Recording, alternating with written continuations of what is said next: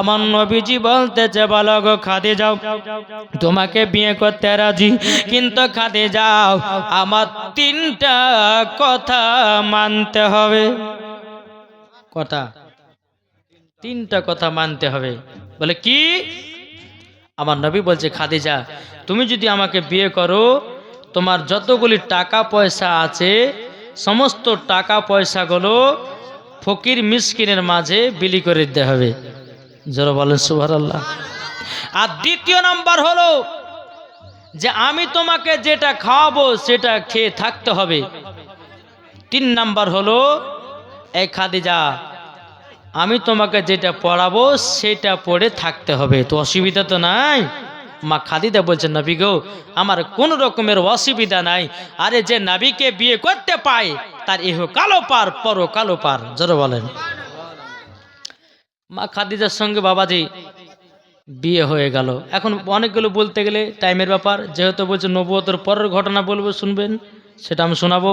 আলহামদুলিল্লাহ, নবীর সঙ্গে যখন বিয়ে শাদী হয়ে গেল, বেলাদ ইসলাম বিয়ে শাদী যখন হয়ে যাওয়া, তো মক্কার সমস্ত বড় বড় ঘরের লোকেরা বলতে লাগলো, বলে দেখো খাদিজা কি কাম করেছে। যেই খাদিজা বিয়ে করব না বলছিল, কিন্তু খাদিজাও এমন একজন গরিবকে বিয়ে করলো যার কোনো টাকা পয়সা নয়, ধন দৌলত নাই, সে জানো খাদিজা তাকে বিয়ে করেছে। আমার নবীজির কানে যখন বাবার কানে কথা আসলো, আমার নবী মুস্তাফা সাল্লাল্লাহু তাআলা আলাইহি সাল্লাম তিনি বাবা এক পা দুপা করে, বাবাজি মুসলমান ভাইরাও, এই সোনামানিকেরাও, আমার নবীজি এক পা দুপা করে খাদিজার কাছে গেল। ওগো বিবি খাদিজা, আমি তোমাকে বিয়ে করেছি। সমস্ত মক্কার বড় লোকেরাও এখানে ওখানে গাহাতে লেগেছে যে নবীজির টাকার লোভে খাদিজাকে বিয়ে করলো। আর খাদিজা এমন একজন গরিবকে বিয়ে করলো যার কোনো বাড়ি নাই, ঘর নাই, বাল বাগিচা নাই, কিছু নাই, আর সেই খাদিজা নবীকে বিয়ে করেছে। ও খাদিজা, সবাই জানো মক্কা বড় বড় লোকেরা গাহাতে লেগেছে। এখন মা খাদিজা বলতেছে, বলে আল্লাহ গো, এত তো মুখ বন্ধ করতে হবে। কি করা যায়? মক্কার সমস্ত বড় লোকদেরকে বা মা খাদিজা কি করলেন, দাওয়াত করলেন। উট কাটলো, উট কাটার পরে সবাইকে দাওয়াত খাইয়ে দেওয়ার পর মা খাদিজা বলতেছে, মা খাদিজা বললেন, বলে গ্রামবাসীরা শোনো, তোমরা আমার নবীকে, আমার স্বামীকে গরিব বলেছো, এতিম বলেছো, মিসকিন বলেছো। শোনো, আমার যতগুলি টাকা পয়সা ধন দৌলতের মালিক ছিলাম সব নবীকে আমি মালিক বানিয়ে দিলাম। জোরে বলে, নবীকে আমি মালিক বানিয়ে দিলাম। আজ থেকে তোমরা আমার স্বামীকে কেউ গরিব এতিম বলবে না, তোমরা আমার স্বামীকে কেউ মিসকিন বলবে না। আমার যতগুলি টাকা পয়সা ধন দৌলত ছিল সব আমি নবীর পায়ের তে সব কুরবান করে দিলাম, নবীকে মালিক বানিয়ে দিলাম। জোরে বলেন।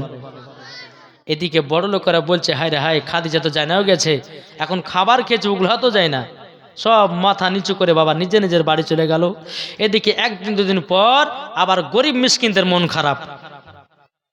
জি, গরিব মিসকিনদের মন খারাপ। তখন মা খাদিজা বলছে, তোমাদের কি হলো? বলে, খাদিজা তুমি যে আমাদেরকে চুল্লু ভরে দান করতা, সে দানটা তার নবী করবে না। মা খাদিজা বলতেছে, বলে না, তোমরা কি বলতেছো? আমি তোমাদেরকে চুল্লু ভরে দান করতাম, কিন্তু আমার স্বামী ওরকম নাও, আমার স্বামী জানো কুচা ভরে দান করবে। আমি যদি 2 চুল্লু দিতাম, আমার স্বামী তোমাদেরকে 4 চুল্লু করে দান করবে। এটা হলো আমার স্বামীর আদেশ। আমার স্বামীর কোনো টাকা পয়সার লোভ নাই, ধন দৌলতের লোভ নাই। ও গরিব মিসকিনেরা, তোমরা কেউ চিন্তা করো না। এখন আমার নবী বলছে, বলে খাদিজা গো, আমাকে সমস্ত জিনিসের মালিক বানায়া দিয়েছো খাদিজা, তাইলে আমি যেটা খুশি সেটা করতে পারি। মা খাদিজা বলছে, নবী নবী গো, আপনাকে আমি সব মালিক বানিয়ে দিয়েছি, আপনার জিনিস আপনি যা ইচ্ছা তা করতে পারেন। আমার নবী মুস্তাফা কি করলেন? সমস্ত গরিব মিসকিনদেরকে বাবাজি আমার নবীজি সব জনদান করে দিলেন। জোর বলেন না সুবহানাল্লাহ। বাবাজি মুসলমান ভাইরাও, এ সোনা মানিকেরাও, এদিকে আমাদের দিল জারাত আছে। আমার নবী বলছো গো খাদিজা, ও গো খাদিজা, আমি এখন গারে হিরাতে আল্লাহর ইবাদত করতে যাব। ও গো খাদিজা, বাড়িতে কিছু খাওয়ার যাও। মা খাদিজা বলছে নবী গো, যত টাকা পয়সা সোনা দানা ডাল চাল ছিল, কিন্তু গো নবীজি সবই তো আপনি দান করে দিয়েছেন, খাবার মতো কোনো জিনিস নাই। খাবার মতন কোনো জিনিস নাই। আমার নবী বলতেছে খাদিজা চিন্তা করো না, ঠিক আছে, অসুবিধা নেই। আমার নবীজি কি করলেন? এক পা দুপা করে গারে হিরাতে বাবা চলে গেলেন। চলে যাওয়ার পরে আমার নবীজি আল্লাহর ইবাদতে বাবাজি পাগল, আল্লাহর ইবাদতে পাগল। এইরকম ভাবে বেরাদের ইসলাম মাদাস সামানিকরাও, এদিকে মা খাদিজা রাদিয়াল্লাহু তাআলা আনহা বাবাজি তিনি কি করলেন? তিনি বলতে চান, আল্লাহ গো, আমার স্বামী সকাল বেলাতে না খাওয়া দাওয়া করে আল্লাহর ইবাদত করতে গারে হিরায় চলে গেছে, কিন্তু আল্লাহ গো, আমার স্বামীকে যেমন করে হোক একটুখানি জানো নাস্তা দিতে হবে। এদিকে মা খাদিজা রাদিয়াল্লাহু তাআলা আনহা তিনি একটা জঙ্গলে যাওয়ার পর জনবাবা একটা ফল পেড়ে নিয়ে আসলো। মা খাদিজা ফলটাকে কেটে প্লেটে সাজিয়ে বাবাজি মা খাদিজা রাদিয়াল্লাহু তাআলা আনহা তিনি এক পা দুপা করে জনবাবা আগিয়ে গেল। কোথায়? আমার নবীজি যেখানে গারে হিবাই আপনার ইবাদত করতেছেন, আল্লাহর ইবাদত করতেছেন, মা খাদিজা রাদিয়াল্লাহু তাআলা আনহা তিনি বাবা এক পা দুপা করে বাবা যে আপনার চলতেছে গারে হিরাতে। আমার নবীজি গারে হিরাতে আল্লাহর ইবাদত করতেছে। এত উঁচু জায়গা ও মা বোনেরা কিতাবের মধ্যে পাওয়া যায় 2000 ফুট উঁচু।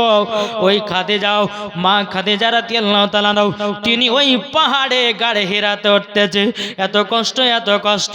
বাবা মা খাদিজা বলছেন, আল্লাহ গো, আমার স্বামীর জন্য জীবন দিতে রাজি, আমার স্বামীর জন্য জান দিতে রাজি, আমার স্বামীর জন্য কুরবান হতে পারে, কিন্তু এখনকার মা বোনেরাও এরা বাবাজি জীবনও দেয় না, জানও দেয় না, প্রাণও দেয় না। সবাই বাবাজি মিথ্যা মিথ্যা স্বামীকে ভালোবাসে, কি ঠিক না? সবাই মিথ্যা মিথ্যা ভালোবাসা। জি, এখনকার কিছু কিছু মহিলারা আছে, সব মহিলার কথা বলছি না বাপ, কিছু কিছু মহিলা আছে বাবা যে মুসলমান স্বামীকে চায়, আবার কিছু কিছু মহিলা আছে টাকা চায়, কি ঠিক না? মা, ও মা জননী, যার স্বামী আছে তার সম্মান আছে, যার স্বামী নাই তার সম্মানও নাই। আপনাকে কেউ কেয়ারও করবে না, আপনাকে কেউ ভালোভাবে দেখভালও করবে না। আর স্বামী যদি থাকে তা আপনার সব কিছু আছে, না নাই? জি, দেখো বলতেছে, স্বামীকে তোমরা কষ্ট দিও না গো, স্বামীকে তোমরা কষ্ট দিও না, স্বামীর মনে কষ্ট পেলে নামাজ হবে না গো, স্বামীর মনে কষ্ট দিলে নামাজ হবে না। আরে স্বামী হলো জীবন সঙ্গিনী, স্বামী হলো তোমার দাবি, স্বামীকে কষ্ট দিলে, স্বামীকে দুঃখ দিলে নামাজ তোমার হবে না। স্বামীকে তোমরা কষ্ট দিও না গো, স্বামীকে তোমরা দুঃখ দিও না। বাবা যে মুসলমান ভাইরাও, ও মা কালা, নামাজ রোজা হজ যাকাত করছেন কিন্তু স্বামীকে মহব্বত করে না। আল্লাহ বলতেছে ওই স্বামীর স্ত্রীর নামাজ রোজা হজ যাকাত সব কিছুই বেকার। একটা কিতাবের মধ্যে নাম আওরাতুকে হিকায়াত, এই কিতাবের মধ্যে একজন মহিলা বাবা নমাজ পড়তেন, রোজা করতেন, সকালবেলা কোরআন তেলাওয়াত করতেন, বাবাজি দান খায়রাত করতেন, সদকা করতেন, সবই কিছু করতেন। কিন্তু যখন ঘরে স্বামী আসতে স্বামীর সঙ্গে বাবাজি উঁচু গলাতে কথা বলতো। মহিলাটা মারা গেল, বাবাজি আল্লাহ পাক আল্লাহ তাআলা বলছে এই ফারিস্তা একে জাহান্নামে দাও। ফারিস্তারা বলছে আল্লাহ আল্লাহ এই মহিলা তো নামাজ পড়েছে, রোজা করেছে, হজ করে, যাকাত করে, সবই তো করেছে, তাহলে এই মহিলাকে কেন জাহান্নামে দেওয়া হবে? তা আল্লাহ বলতেছে বলে ফারিস্তা এই মহিলা সব করেছে, কিন্তু এই মহিলা তার স্বামীর সঙ্গে কষ্ট দিয়েছে, স্বামীকে দুঃখ দিয়েছে, স্বামীর উপরে কথা বলেছে, স্বামীর উপরে আপনার উঁচু গলাতে কথা বলেছে, স্বামীকে কখনোই ভালোবাসতো না, তার জন্য তার নামাজ রোজা কোরআন সব কিছু বেকার। জি, তাই আমি মায়েদেরকে বলতেছি মা গো স্বামীর সেবা করেন। আর আপনাদেরকে বলছি বা শুধু মায়েদের দোষ দিলে হবে না, কিছু কিছু পুরুষেরও দোষ আছে না নাই? কি আছে না নাই? আছে। কেন? এক হাতে কখনো তালি বাজে না। পুরুষ যদি বিবিকে ভালোবাসে তো বিবিও তার স্বামীকে ভালোবাসবে, নাকি বলছেন? তো বাবাজি দুজনাই সমান, স্বামীরা যেমন বিবিরাও তেমন। স্বামী যদি ভালো হয় বিবি ভালো হবে, আর বিবি যদি ভালো হয় স্বামী ভালো হবে, ঠিক কিনা বলেন? জি। তো বাবাজি মা খাদিজা কি করলেন, তিনি গাড়ে হীরাতে উঠলেন। ওঠার পরে মা খাদিজা বলছে স্বামী গো, ও স্বামী আপনি গাড়ে হীরা থেকে উঠে আসুন, আপনার জন্য একটু নাস্তা নিয়ে এসেছি। জোরে বলো সুবহানাল্লাহ। নবী আমার বলতে যে এ বিবি খাদিজা তবে শোনো গো, ওগো বিবি খাদিজা তোমাকে একটা কথা বলি। বলে কি কথা? বলে তুমি আমার জন্য কেন নাস্তা নিয়ে এসে যাও? মা খাদিজা দু চোখের পানি ফেলা বলছে নবী গো আপনি তো আমার স্বামী, আপনার খিদমত করা আমার হলো জরুরি, আমার হলো জরুরি, তাই স্বামী গো আপনার জন্য একটু নাস্তা নিয়ে আসলাম। মা খাদিজা বলছে নবী গো বাড়িতে তো কোনো খাবার ছিল না, বাড়িতে কোনো নাস্তা ছিল না, আমাদের বাড়ির পাশে একটা জঙ্গল ছিল, একটা ফল পেড়ে নিয়ে এসেছি, ওই ফলটা আপনার জন্য আমি নাস্তা করে নিয়ে এসেছি। বাবাজি মুসলমান ভাইরাও, মা খাদিজা রাদিয়াল্লাহু তাআলা আনহা তিনি আপনার কি করলেন, আমার নবী মুস্তাফাকে দিলেন।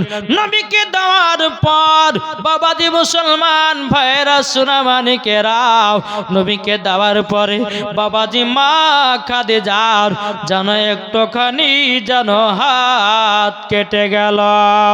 মা খাদিজা বলতেছে বলে স্বামী গো আপনি জলদি করে নাস্তাটা করেন আর আপনি আল্লাহর ইবাদত করুন। মামার নবী বলতেছে খাদিজা গো তোমার হাতটা কেটে গেল কিসে, একবার দেখাও নাও। তখন মা খাদিজা বলছে নবী গো জঙ্গলে গেছিলাম আপনার জন্য ফলের ব্যবস্থা করার জন্য, ফলটা পাড়তে গিয়েও আমার হাতে একটু কাঁটা বেঁধে গিয়ে হাতটা ফেড়ে গেল। আমার নবীজি বলছে খাদিজা গো একটু হাত কানা গায়া দাও।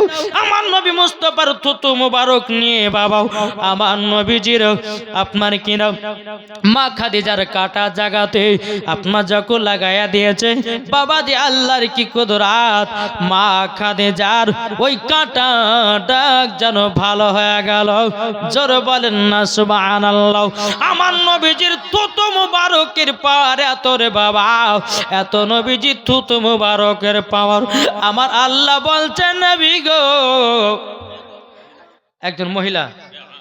একজন মহিলা দিয়েছে 1000 টাকা নারে তাকবীর নারে রিসালাত। আল্লাহ এই মাকে মা ফাতেমার মতো যেন আল্লাহ তুমি নারী বানায়া নিও। জোরে কোন সুবহানাল্লাহ। বাবাজি মুসলমান ভাইরা সূরা মানিকেরাও এইরকম ভাবে মা খাদিজা স্বামীর সেবা করত। যখনই কোনো সময়তে নবী আমার গাড়ে হীরা থেকে এসে বাড়িতে খেয়ে যেতেন, আবার কোনো সময়তে মা খাদিজা খাবার বয়ে নিয়ে যেতেন নবীর জন্য। জোরে বলে সুবহানাল্লাহ। এখনকার বিবিরা করবে 100টার মধ্যে 100টা নারীদের মধ্যে মনে হয় 20টার মধ্যে মহিলা বোধহয় স্বামীর জন্য খাবার নিয়ে যাবে, আর 80টাই বোধহয় বাদ। কি ঠিক না? যে মা খাদিজা রাদিয়াল্লাহু তাআলা আনহা এইরকম ভাবে আমার নবীজি গাড়ে হীরাতে ইবাদত করতে আছেন। বাবাজি এইরকম ভাবে ইবাদত করতে করতে করতে আমার নবীজির যখন বয়স প্রায় আপনার 40 বছর হলো। কত হলো? আমার নবীজি বয়স 40। আমার আল্লাহ বলছে জিবরিল যাও, আমার নবীর প্রতি কোরআন নাজিল হবে। জোরে বলে সুবহানাল্লাহ। আর বহুত ঘটনা ছিলাম, ছোট ছোট করে বলছে, এগিয়ে যাচ্ছে বাপ। জি, তো আল্লাহ বলছে জিবরিল যাও, আমার নবীর উপরে কোরআন নাজিল হবে। আহ বাবাজি, জিবরিল আমিন আসলেন। লাব্বাইক ইয়া রাসূলুল্লাহ, লাব্বাইক ইয়া হাবিবাল্লাহ। আমার নবীজি বাবাজি এটা চমকে এরকম দাঁড়িয়ে গেছে। প্রথম জিবরিল আমিন বলছে নবী গো, আমার সিনাতে লেগে যান। সিনাতে ধরে নিয়েছে আর বলতেছে ইকরা বিসমি রাব্বিকাল্লাযী খলাক।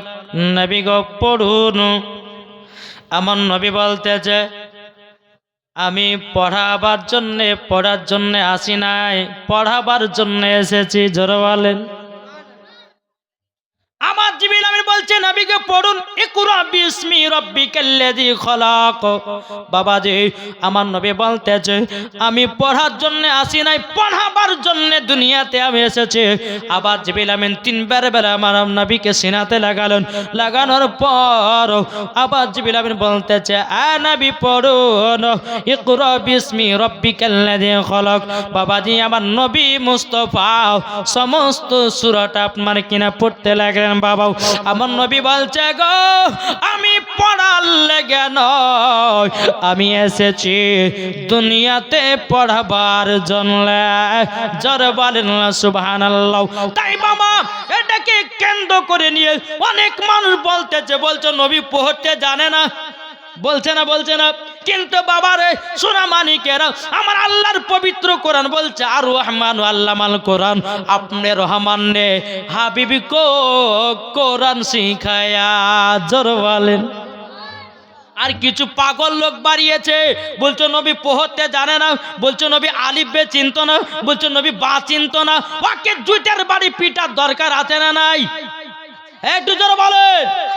আরে আমার নবী যদি পড়তে না জানতো তো কোরআন পেলাম কোথা থেকে, হাদিস পেলাম কোথা থেকে, বুখারী পেলাম কোথা থেকে, তিরমিজি পেলাম কোথা থেকে, আবু দাউদ শরীফ পেলাম কোথা থেকে? সব পেয়েছি আমার নবী মুস্তাফার জন্য। জোরে বলেন।